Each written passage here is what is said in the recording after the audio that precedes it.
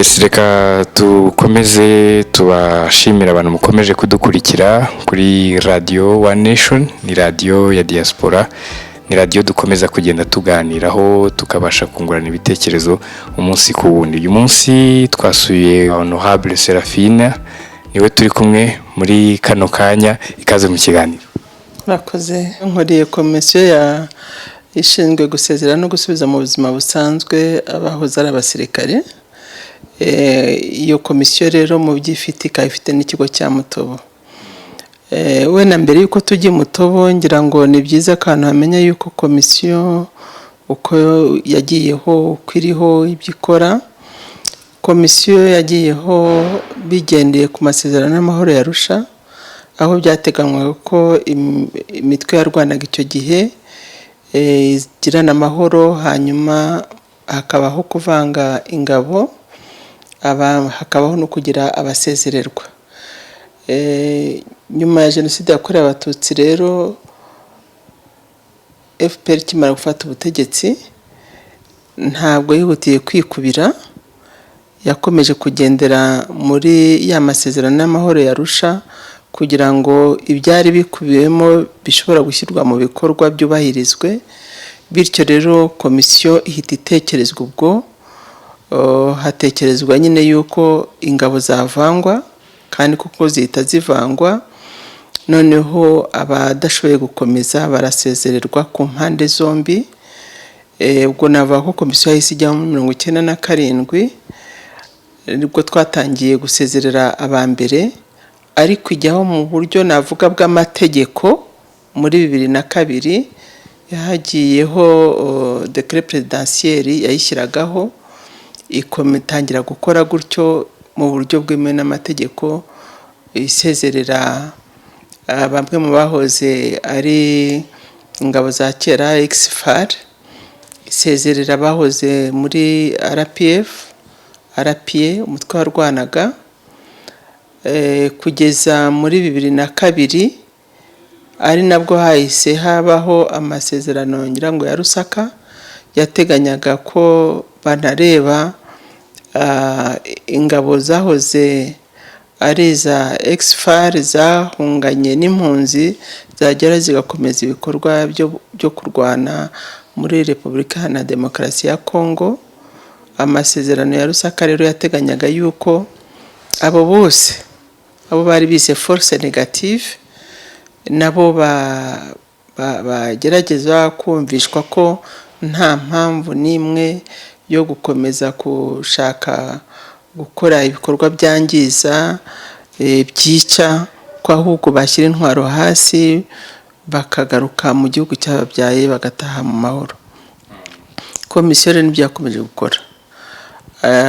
Habaho na kiriya kigo cya Mutobo, aho bari biteganyijwe yuko abava mu mashyamba ya Kongo baza Mutobo bakabanza kwakirwa, bagahumurizwa, bagategurwa kwinjira mu buzima busanzwe. Ubwo rero ngira ngo niho washakaga ikigo cya Mutobo cyagiriweho kugira ngo gishobore gutegura abasezererwa mu ngabo bitegura kujya mu buzima busanzwe bwa gisivile kugira ngo bashobore kubamo nta mbogamizi. Hanyuma uyu munsi kugeza amagingo aya, iyo murebye uko bigenda wenda baba abantu baba basezerewe bakahaca, niyo basubiye mu buzima busanzwe koko babasha kubibasha, koko za nyigisho bahawe hahandi zikaba hari akamaro zatanze, cyangwa hari abandi baguma wenda kwinangira? Ngira ngo wenda kumenya icyo byabamariye ubwabo muko muteganya kubasura zabibwirira, ariko ikigaragara cyo nuko amasomo dutanga Mutobo abagirira akamaro, ari mu buryo bwo kubahumuriza, kuko abenshi bavuye mu mashyamba bafite byinshi bamiraguye bitari byiza ku gihugu. Biba ari uburyo bwo kugira ngo batuze, babone amakuru ya nyayo, hanyuma babone igihugu binjiramo bakinjiremo kuko bagifitiye amakuru ahamye.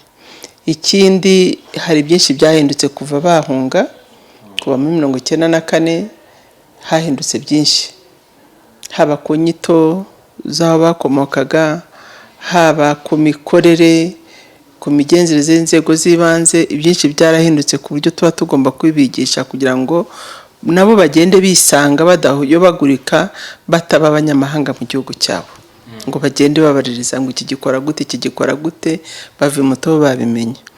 Ariko ikindi nanone tubigisha tugendeye ku buryo baba batahutse, ni ukubafasha kugira ngo bamenye ngo ese nibagera mu rugo baratangira ubuzima gute.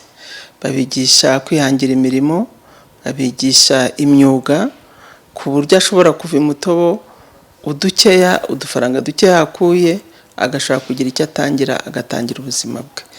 Biraboneka rero yuko ibyo byose nta kwirwa tujya kubishakisha, ko bifite akamaro, kubera yuko mu bantu barenze benda kugira 12,000 tumaze gusezerera banyuze Mutobo, biboneka yuko abenshi bahagaze neza. N'uwaba afite ibibazo yaba bifite nk'uko n'undi munyarwanda wese yabigira, ntabwo byaba byihariye ngo kubera yuko yavuye mu mashyamba.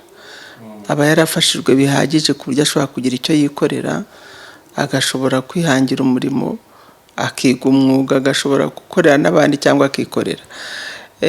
Ikindi ahava nawe bwe yifitiye icyizere, kandi n'abasanga bakamugirira icyizere kuko babona yuko nta zindi mbereka afite, nta bindi bintu ahishahishe. Mbese n'abaturage iyo bazi nk'umuntu avuye Mutobo baba bazi ko uwo muntu yaganirijwe bihagije, kandi koko yiyemeje kuba umunyarwanda wubaka u Rwanda, ko ataje aje gusenya nk'uko akenshi baba bibwira bati abantu bari mu mashyamba bagamije gusenya. Iyo atashyira akagera iwabo avuye Mutobo, bamubonamo umunyarwanda wakirwa nk'umuvandimwe uje kubaka igihugu. Niki mwabwira abantu wenda badukurikiye barimo n'abanyarwanda baba bagishidikanya kwigororwa nyine ry'abo bantu baba bavuye ku rugamba? Honorable, ngira ngo icyo twabwira abantu ni uko abanyarwanda twahuye n'amateka menshi atandukanye, ariko muri ayo mateka agiye anyuranye hari byinshi abantu baba baragiye bigiramo. Harimo no kwiga kwakira mugenzi wawe, ukashobora kumubanira mu mahoro. Ibihe by'amateka bikomeye abanyarwanda twahisemo, twese byadusigiye amasomo. Uruhande rwaba umuntu yabahagazemo urwo ari rwo rwose, nk'uko nyakubahwa Perezida wa Repubulika ahora abivuga kandi yabivuze ku buryo bugaragara, abanyarwanda twahisemo kubana, duhitamo gukomeza kuba umwe, gukorera hamwe tukareba kure kugira ngo duteze igihugu cyacu imbere. Ibyo rero abava Mutobo nabo nibyo baba bahisemo, ku buryo niba twarahisemo kubana hejuru y'amateka yose twanyuzemo tukabishobora, nta shiti n'uvuye Mutobo ibyo ngibyo ayo mahitamo yacu aba yayize nawe, kandi ajya kwiyemeza kujya mu muryango yamaze kuyahitamo. Ubwo rero nta mpungenge zihari zo kuvuga ngo wenda uriya muntu, ntabwo ari ukuvuga ngo ni ukugororwa, ntabwo ari abagororwa iyo bari Mutobo, ntabwo ari abagororwa. Iyo tubakira nk'abanyarwanda batashye mu gihugu cyabo, bisanga mu miryango yabo nk'uko ikiganiro cyacu kibivuga, bisanga mu babo. Ntabwo ari abagororwa. Icyo tubakorera ni ukubafasha kugira ngo ubuzima bubi baba barabayemo bwe kubagiraho ingaruka mu gusubira mu buzima busanzwe hamwe n'abandi baturage.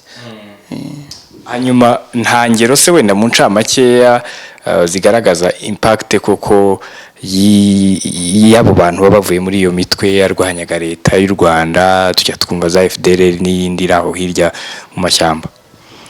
Ingero zo ni nyinshi. Ngira ngo hari benshi dufite bashoboye kubaho neza mu buzima, ariko uretse no kujya kwihangira umurimo nk'abandi banyarwanda, nabo bafite uburenganzira busesuye bungana, bafite inshingano zingana n'iz'abandi banyarwanda, bafite uburenganzira mu kubona akazi ka leta kandi barakabona.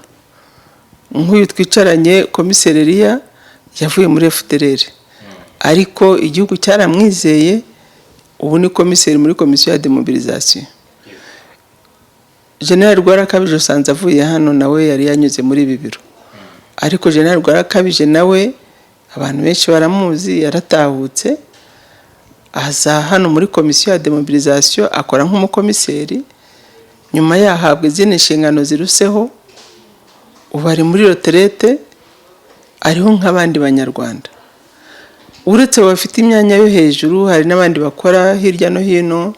Ndumva hari abo dufite bakora muri za wasake, hari abo dufite bakora muri za entreprise zihariye, hari n'abikorera ku buryo ubona ko bakora ibintu bigaragara.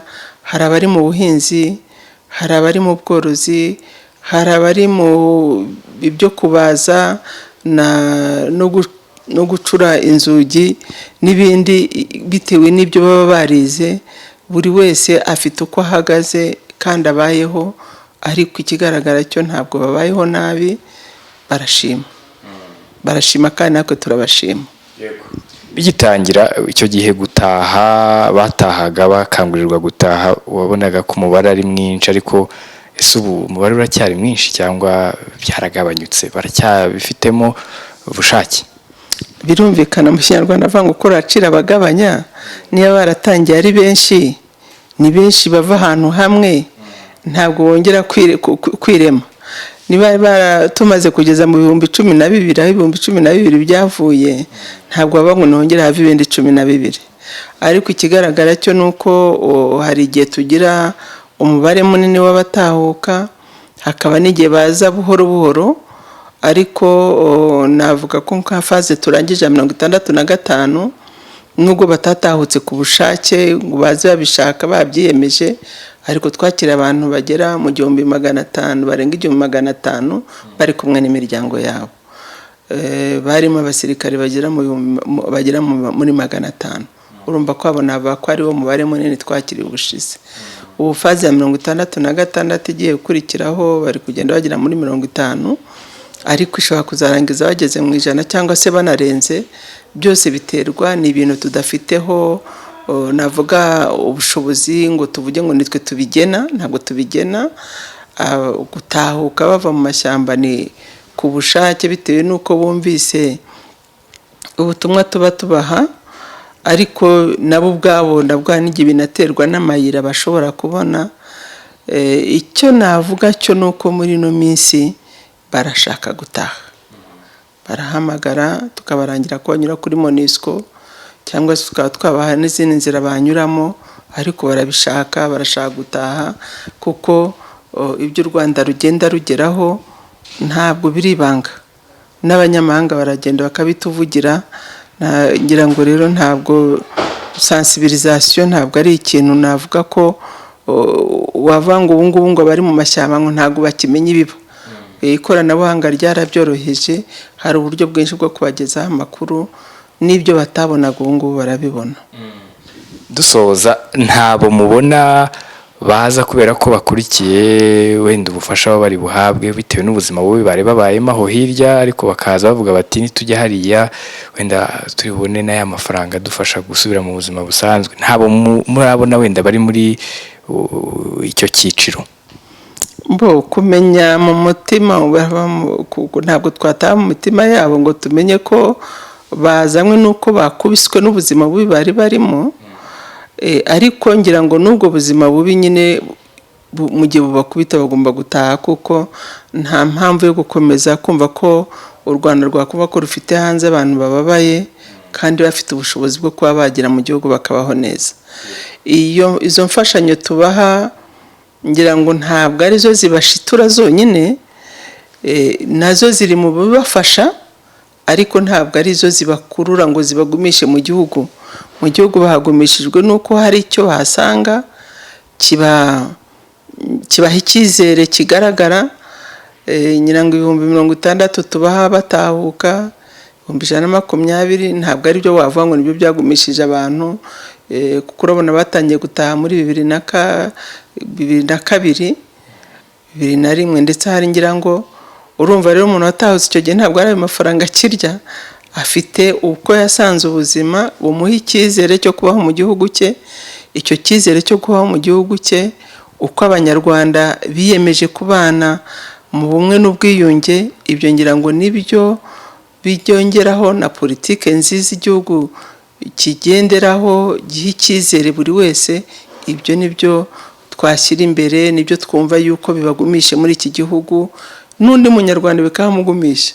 Erega buriya iyi miyoborere myiza turimo ntabwo ibereye gusa bava mu mashyamba, ibereye abanyarwanda twese, kuko itabaye myiza wajya kumva ukumva abanyarwanda nabo bari kwiyoroha mu nyanja. Ariko uyu munsi u Rwanda ruri mu bihugu ruri kwiyemeza kwakira bariya bavandimwe b'abanyafurika bajya kwiroha mu nyanja.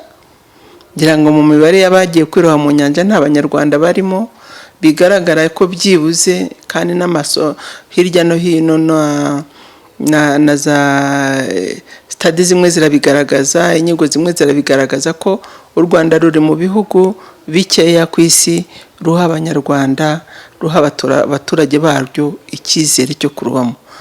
Abanyarwanda icyo cyizere cyo kuba mu Rwanda dufite nicyo n'abava mu mashyamba babona kibagumisha muri iki gihugu, kandi koko n'ikibi cyizere kiraza amasinde, ku cyizere cyo mu Rwanda n'icyizere kiri mu bikorwa.